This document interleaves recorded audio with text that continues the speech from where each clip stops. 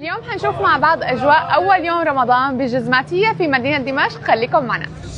تفضلوا شربوا على الطبيعي، على الفريش، على المانجا. سوريا حرة عم اقول لك، او احلى رمضان بمر علينا بهالتاريخ هذا من بعد ما سقط هذا اللي ما بيسمى.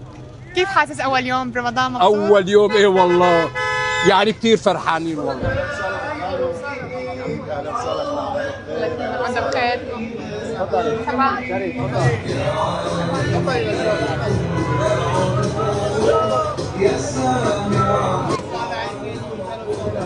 رمضان كريم. شو حاسين بأول يوم رمضان بعد التحرير؟ والله طاير عنا، والله احنا رمضان اللي يمر علينا بفضل الله. يا الله يا الله يا عالم في كل روح يا سلام. والله شعور حلو ورمضان كريم والله سالم وخلصنا منه. شو ضل؟